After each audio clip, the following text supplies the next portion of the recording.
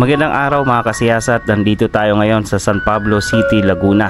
Atin namang sisiyasatin ang isa sa heritage sites dito sa San Pablo. Ito ang Puli Malbar Mansion. Kaya't samahan nyo kong siyasatin ang natatanging kasaysayan ng San Pablo, Laguna. Ako po si Jabs at welcome po sa aking channel.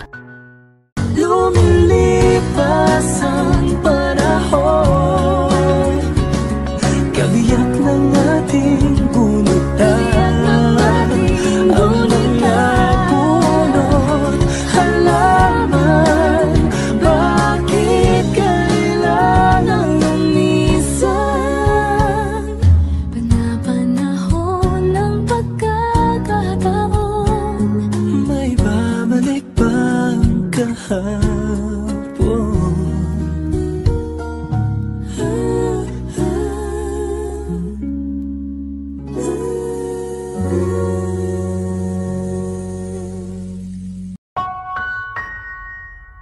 Ang mansyon ay dating pagmamay-ari ni Don Potenciano Malbar na tubong Santo Tomas, Batangas at asawang si Doña Eusebia Pule ng San Pablo, Laguna. Sinasabi na si Dr. Potenciano Malbar ay ang tanging kapatid ni General Miguel Malbar. Siya ay naging medical officer noong digmaang Pilipino-Amerikano. Taong 1912 nang siya ay naging gobernador ng Laguna at noong taong 1940 siya ay naging unang hinirang na alkalde ng unang lungsod ng Laguna. Ito ang San Pablo City.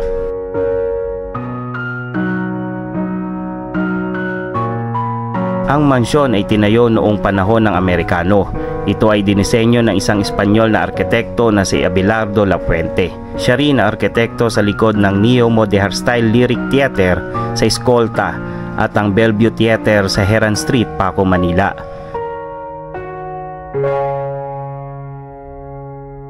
Ang bahay ay isang hybrid ng iba't ibang mga wikang arkitektura. Ang disenyo ay mas katulad sa box arts na pinaghalo ng Art Nouveau at arkitektura ng Moorish. Ang mansyon ay nakaset sa isang malamig at makulimlim na kapaligiran dahil sa mga puno. Sa gitna ng isang berdeng damuhan na nakalandscape sa may groto at isang lilipad. Dalawang palapag ang mansyon na may balustrade sa harap at balkonahe sa ikalawang palapag. Ang balkonahe ay suportado mula sa ibaba sa pamamagitan ng fluted double columns. Ang mansyon ay napabilang bilang isang entry para sa UNESCO Award noong taong 2001. Ang mansyon na Puli Malbar ay nagsilbing pansamantalang bahay para sa mga pagbisita ng mga pangulo tulad nila Manuel L. Quezon, Sergio Osmeña, Manuel Rojas, Ramon Magsaysay at iba pang mataas na opisyal at dignitaryo ng pamahalaan. Sa ngayon, isa na itong tourist destination ng lungsod at idiniklara bilang isang heritage site ng lokal na pamahalaan.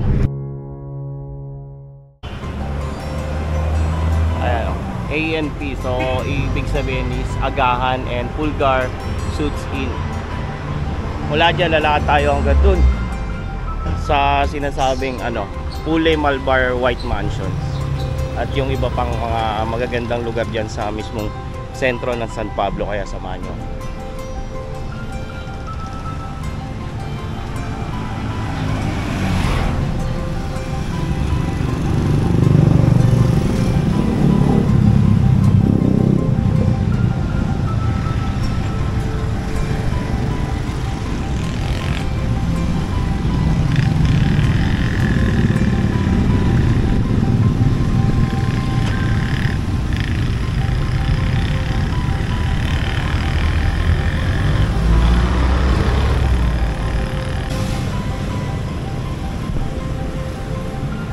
Ngayon, after mga 5 minutes na siguro tayo naglalakad simula dun sa Agahan Mansion din.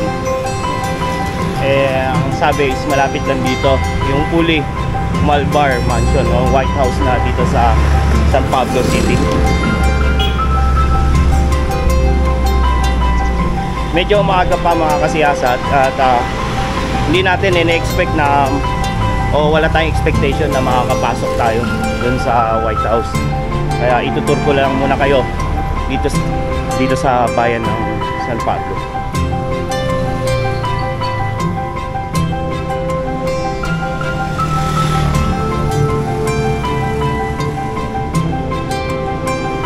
So itong nilalakaran ko is Rizal Avenue.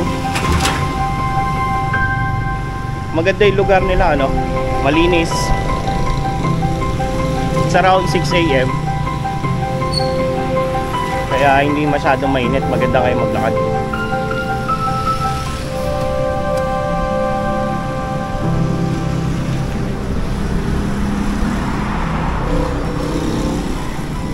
So base doon sa pagsa-search ko is malapit lang siya doon sa nakikita yung footbridge na yun na nandun.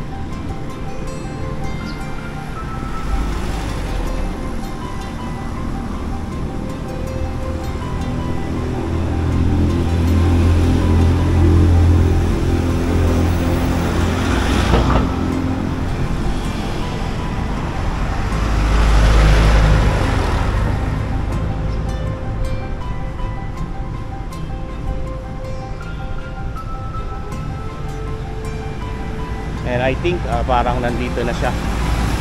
So ginawa tong opisina ni Honorable Lorento Amante. Okay. So eto, naging office siya.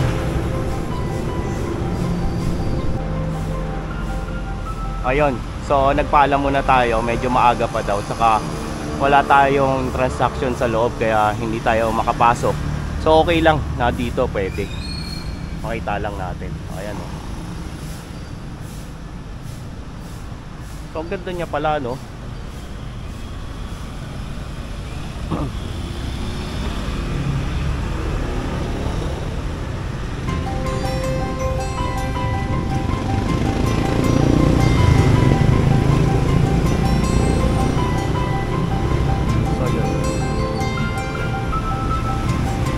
Nung struktura niya, no?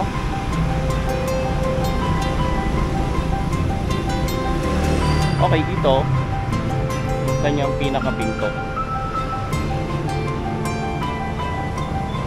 May marker siya. So nandun yung marker niya. Hindi natin masubihin yan.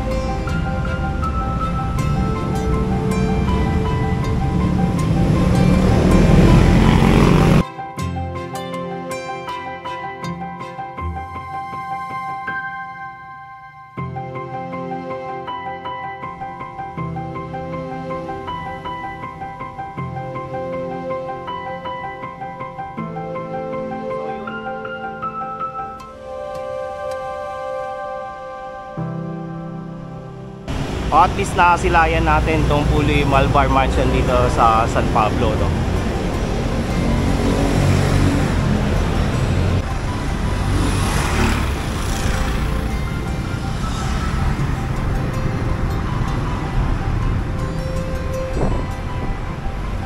So after dito, sasama ko naman kayo patungo dun sa kanilang Old Capitol o yung Kapitolyo nila.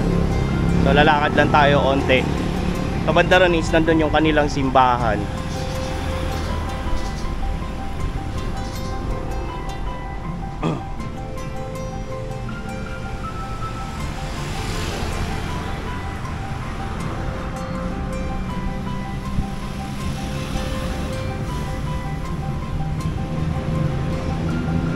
So malinis yung lugar, ano?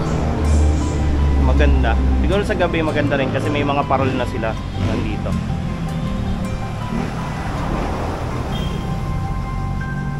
So San Pablo Elementary School, 1930.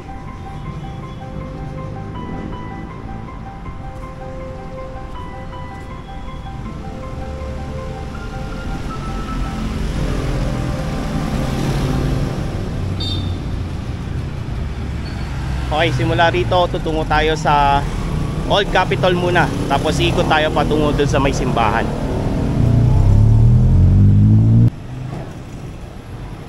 So yun, after 7 minutes or 5 to 7 minutes na lakad galing dun sa Puloy Malvar, dito na tayo sa A. Mabini Street at makikita naman natin yung Old Capitol.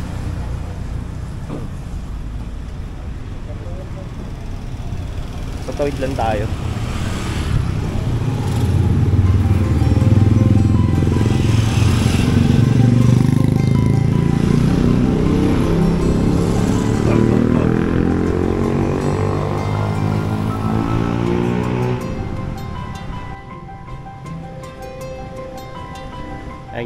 Nandito na tayo sa kanilang Old Capitol.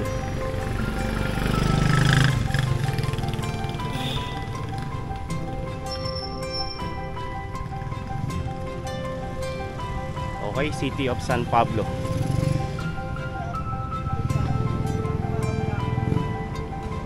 Laki, no? Napakaganda. So tingnan natin yung marker.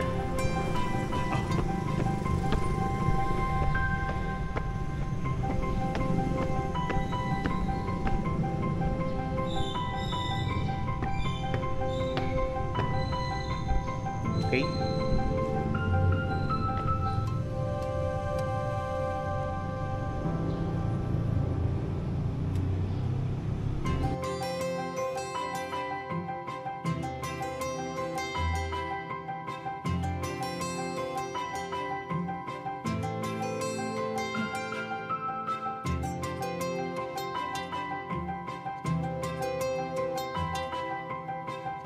Maraming salamat mga kasiyasat sa pagsama sa akin dito sa San Pablo. Naway may natutunan kayo kahit papano sa aking vlog ngayong araw na ito. At syempre kung bago ka lang sa aking channel, huwag mong kalimutang i-subscribe ang aking channel para sa mga bagong videos. Muli ako po si Jabs at ingat po kayo. Lumilipas ang panahon, kabiyak ng ating gunutan. Ang mga punot, halaman, bakit kailangang lumisan? Panapanahon ng pagkakataon, may babalik bang kahapon?